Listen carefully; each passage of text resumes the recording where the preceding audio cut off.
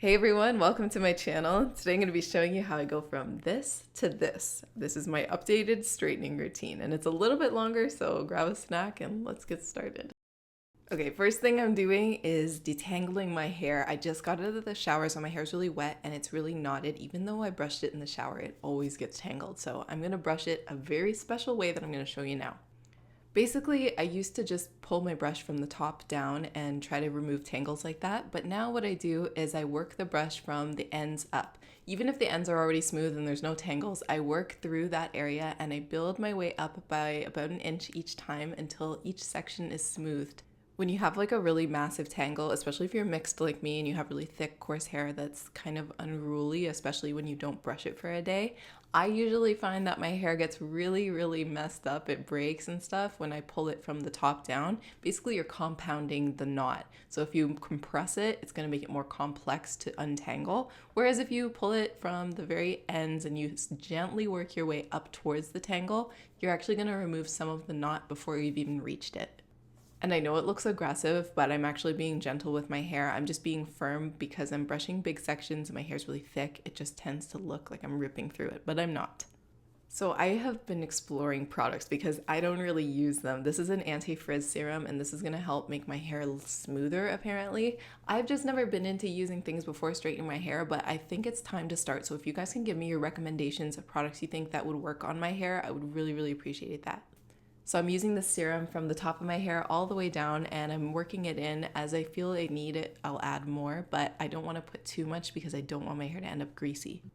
I just realized I've been so hyped to use this product. Like, this is the coolest thing ever. This is my brand new hair dryer, which I got for my birthday. I thought it was just cool looking because I've literally never seen a hair dryer like this, but I realized once I used it, it actually works way better than my old one because it doesn't take as long to dry my hair, which is already a plus. But the main thing for me, at least, is when I put the hair dryer close to my hair, there's no chance of the hair getting caught in the hair dryer because there's no blades. It's like the weirdest thing. There's just a circle that you can put your finger through in the middle, and it's perfectly safe to put like literally up in your hair. So I really like that, and I'm gonna make sure that my hair is 100% dry, which takes me about 10 minutes to do, which is very impressive. Mind you, there was a little bit of air drying when I did my makeup.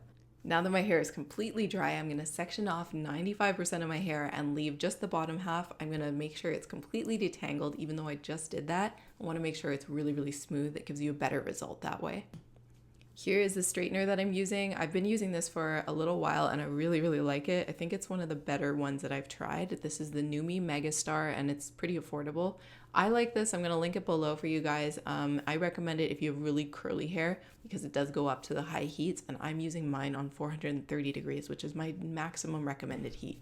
This duo right here, the straightener and this brush, is like the bomb. This is my favorite straightening brush. This is the Denman one. I will link it below so you guys can just find a link to buy it. This is so crucial. If you have hair that is curly or wavy, this pulls it nice and smooth before you even put the heat to it.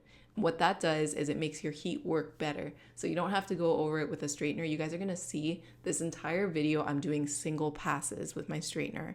I'm pulling it through once and one time only, and that's gonna reduce heat damage and make your hair look awesome. You're not the only one looking at that smoke. Actually, it's not smoke, it's vapor. But like, I saw that and I was like, okay, this is a little much. I think that product that I used was not ideal. I don't know. I just don't like to see smoke when I straighten my hair. So duly noted, I do like the way my hair turned out, but I'm not sure if it's that product that's making it do that with all of that smoke or vapor. I just don't like it. It makes me very uneasy, but try to ignore it.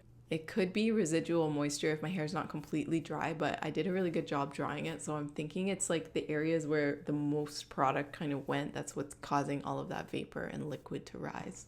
You can see the straightener is making my hair so silky and straight, and it looks so healthy and shiny, which is a total illusion. You guys can see the gloss and the finish on that is like amazing, and it has that really heavy weighted straightened feel. It's not like frizzy straightened, if you know what I mean, because when I use my heat at a lower setting, that's when I find my hair looks not 100% smooth and silky, and even worse, it goes frizzy after about an hour. So each time that I get a new section, I do brush it before I put that Denman brush through. So before I have that straightener brush sliding through, I want to make sure that there's no tangles, and that's why I do that each time. And then I'll put the straightener following up to the brush. You can do this however you want when you get your straightener brush. If you decide to get one, you can kind of like play around and see if you like to put it before the straightener or after the straightener.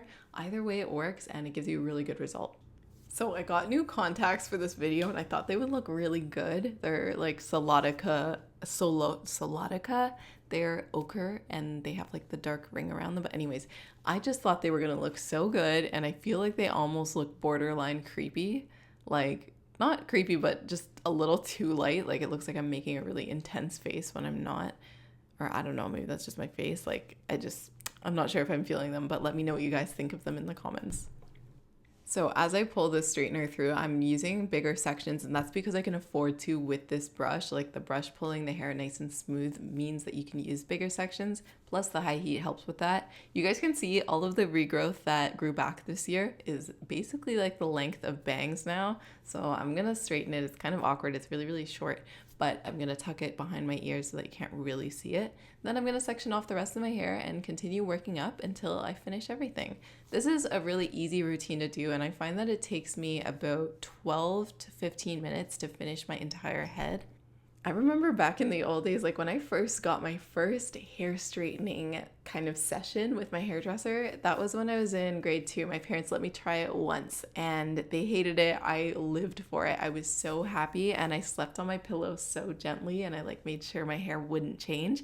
But anyways, back then it took about 2 hours to straighten my entire head of hair, and it wasn't even that long back then. It was just a really crappy straightener. So when you have a higher heat on your straightener and something that works really effectively, it's just an awesome duo, and it's going to cut the time that you straighten your hair in half. I feel that being mixed race and not really knowing anything about like my ethnic heritage and just being adopted and just lacking that identity really confused me in terms of my hair. And let me just fill you in. I grew up in a place where nobody had hair like me. Like, literally no one had curly hair, and I was kind of ostracized or like picked out of the bunch because I looked different. Not only was my skin color different, but I was just like this ethnicity that nobody could kind of grasp. And I just found that it was really difficult to kind of be myself for so many years, especially when I didn't know how to manage my hair. It was just such a frizzy mess. And I only realized how to take care of it when I was like 18 years old. So it was a really long time to go hating my hair. And I still deal with feeling uncomfortable with its natural texture. And then there's days where I really embrace it, and I pat myself on the back for that, because it's been a long time coming, and I've been bullied, and I've gone through stuff, all with regards to my hair, which seems so silly, but it's such a deep part of my life. So anyways, I know that's like a really dramatic way to end a hair straightening routine. I just want you guys to know where I'm coming from and like how I feel about my hair. This is the finished look. I think it looks really good, and it lasts me a really long time. So I'm really impressed with the fact that it stays sleek like this for days and days and days. I hope you guys enjoyed this video. Please give it a thumbs up. And I'm thinking about sharing my hair story. So if you want to see that video, please definitely give this a thumbs up, and I might make that really soon. I love you guys. See you next Monday.